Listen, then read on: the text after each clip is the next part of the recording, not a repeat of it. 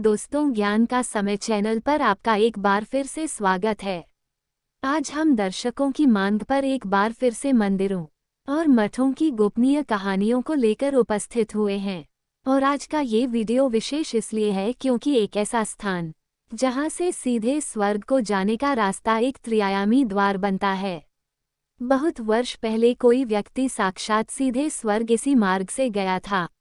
और आज भी यह स्थान इतना ज्यादा रहस्यमय है कि अगर यहाँ पर कोई परियों को नहाते हुए देख लेता है तो उसकी मृत्यु हो जाती है।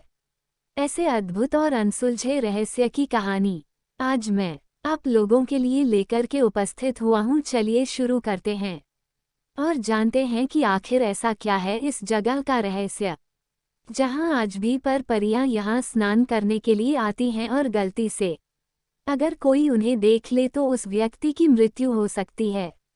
कथा का वास्तविक रूप में प्रारंभ होता है।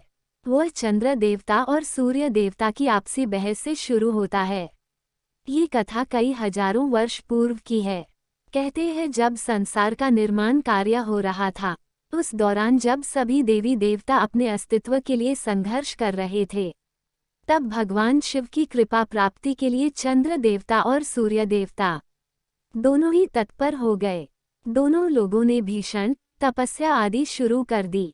महादेव बहुत जल्दी प्रसन्न होने वाले आशुतोष कहलाते हैं, इसलिए उनको प्रसन्न करके चंद्र देवता और सूर्य देवता से वरदान प्राप्त करना चाहते थे और अपनी सामर्थ्य को बढ़ाना चाहते थे। कहते हैं तपस्या के दौरान अचानक बहुत तेज ऊष्मा इन दोनों के शरीरों से निकलने लगी। जब यह ऊष्मा बहुत ज्यादा बढ़ गई तो थोड़ा सा शांति के लिए जल की उपलब्धता की आवश्यक थी। तब दोनों ने प्रार्थना की कि हे प्रभु, हमारा यह व्रत संकल्प और यह साधना ना टूटे, इसके लिए आप हमें जल प्रदान कीजिए। तब देवी गंगा का अंश रूप वहां पर इन दोनों के मुख में पड़ा। इनके शरीर से निकल रहे तेज से मिलकर उसमें से कुछ बूंदें धरती पर आकर गिरी। दोनों की तपस्या से प्रसन्न होकर भगवान शिव वहां पर प्रकट हुए और उन्होंने प्रकट होकर दोनों को आशीर्वाद दिया और कहा, आज से जगत में तुम दोनों प्रसिद्ध रहोगे, ये धरती तुम्हारे आधार पर ही चलेगी। कि तभी दो कन्याओं के रोने का तेज स्वर इन दोनों को सुनाई दिया। दोनों की नजर नीचे पड़ी तो देखा दो कन्याएं पृथ्वी पर बिलख बिलख कर रो रही थी। तब उन दोनों ने भगवान शिव से पूछा, प्रभु यह क्या चमत्कार है, ये दो कन्याएं कौन हैं? तब भगवान शिव ने कहा, आपके तप से बनी और गंगा देवी के जल से निर्मित शक्तियों से बनी हुई ये दोनों प्रसिद्ध अप्सराओं के रूप में आपको पुत्री रूप में प्राप्त हुई दो कन्याएं हैं। तब चंद्रदेव प्रसन्न होकर कहने लगे, आज आपकी कृपा से मुझे पिता बनने का सौभाग्य प्राप्त हुआ है। सूर्य देव ने प्रणाम किया और कहा, आपकी कृपा से मैं भी आज एक कन्या का पिता बना हूँ। अब क्योंकि आपने बताया यह अप्सराएं हैं, इसलिए क्या इनका यहाँ रुकना ठीक है? इन्हें तो स्वर्ग में होना चाहिए। तब भगवान शिव ने कहा, सुनो, अब से ये तुम्हारे लोक में निवास करेगी। समय आने पर इनके लिए जो भी विधाता ने कार्य सिद्धि रखी है, यह उसे अवश्य ही पूर्ण करेगी। और इस प्रकार वह दोनों कन्याएं अपने पिताओं के साथ उनके लोक की ओर चली गई। चंद्रलोक में उस अप्सरा का नाम चंद्रा रखा गया और सूर्य लोक में उनकी इस अप्सरा पुत्री का नाम भागा रखा गया। इस प्रकार दोनों समय के अनुसार धीरे धीरे बड़ी होने लगी और फिर एक दिन जब वह 16 वर्ष की हो गई तब दोनों ने एक बार स्वर्गलोक में उत्सव का आयोजन किया गया। तब सभी देवी देवता वहां पर उपस्थित होकर त्रिदेवों की पूजा के लिए वहां पर आए हुए थे और उत्सव में भाग ले रहे थे। तब चंद्रदेव अपनी पुत्री चंद्रा और सूर्य देव अपनी पुत्री भागा को लेकर वहां पर आए। पहली बार चंद्रा और भागा ने एक दूसरे को देखा और ईश्वर की कृपा से दोनों में बहुत ही जल्दी गहरी दोस्ती हो गई। अब दोनों जरूर एक दूसरे को मिलने के लिए स्वर्ग में आती रहती थी, एक दूसरे के लोक भी जाया करती थी। दोनों की दोस्ती समय अनुसार लगातार बढ़ रही थी। फिर एक बार जब ये स्वर्ग की अप्सराओं के साथ नृत्य और गायन का कार्यक्रम कर रही थी और खुश होकर इधर उधर दौड़ रही थी कि तभी एक महान ऋषि स्वर्ग में आते हैं। उनका तेज इतना ज्यादा था कि उन्हें देखकर स्वर्ग की सारी अप्सराएं उन पर मोहित होने लगी। तब चंद्रा और भागा ने भी उन्हें देखा और कहा, ये इतना तेजस्वी स्वर्ग में निवास करने वाला आखिर यह कौन है? तब अन्य देवताओं से पता चला कि यह तो कोई मानव लोक से है, लेकिन अपनी तपस्या तप के बल और सामर्थ्य के कारण इतना अधिक तेजस्वी है कि देवता भी इसे नमन कर रहे हैं। अब अप्सराएं इन्हें स्वामी बनाना चाहती हैं, क्योंकि जिसका जैसा स्वामी और पति उसके अंदर उसके ऊर्जा शक्ति और सामर्थ्य विद्यमान हो जाती है। इसीलिए अप्सराएं भी उस ऋषि को प्राप्त करने के लिए लालायित थी। तब चंद्रा ने उस सूर्यपुत्री भागा से पूछा, सुनो, क्या पृथ्वी पर वास्तव में इतनी ज्यादा तेजस्वी पुरुष रहते हैं? तब भागा ने कहा, हो सकता है, तुम्हारी बात सत्य हो, क्या किया जाए? दोनों 16 वर्षीय कन्याओं ने एक दूसरे की ओर मुस्कुराते हुए देखा। इनके मन में एक भावना थी कि जाकर देखते हैं कि पृथ्वी लोक में कैसे मनुष्य रहते हैं, और इस नश्वर लोक में भी इतने ज्यादा तेजस्वी पुरुषों का रहना आखिर क्या है। कहते हैं उस दिन अपने पिताओं से आज्ञा और पृथ्वी भ्रमण की योजना बनाकर दोनों आकाश मार्ग से अपनी सखी अप्सराओं के साथ पृथ्वी पर नीचे उतर आई।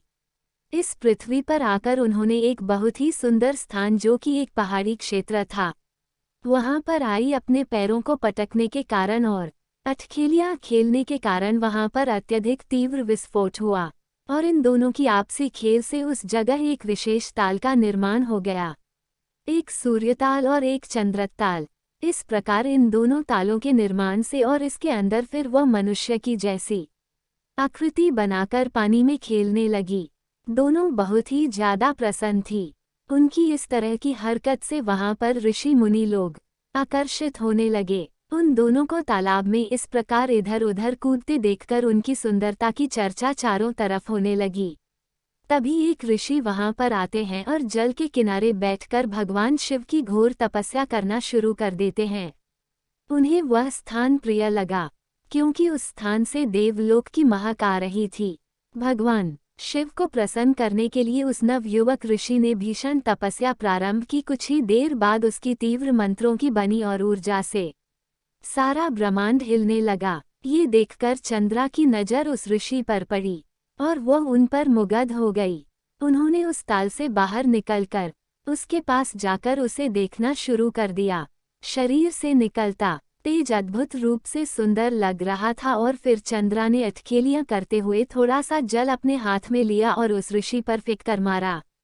पानी की कुछ बूंदें लगने से भी उस ऋषि का ध्यान भंग नहीं हुआ। फिर चंद्रा ने दोबारा कोशिश की और एक बार फिर से हाथ में जल लेकर उसकी ओर फेंका, लेकिन इस बार भी ऋषि टस से मज न हुआ। ये देख चंद्रा सोचने लगी, ये कैसा निर्मोही पुरुष है, इसे किसी कन्या के होने ना होने से कोई फर्क नहीं पड़ता, क्या करूं। कि तभी उसने भागा के साथ मिलकर एक योजना बनाई।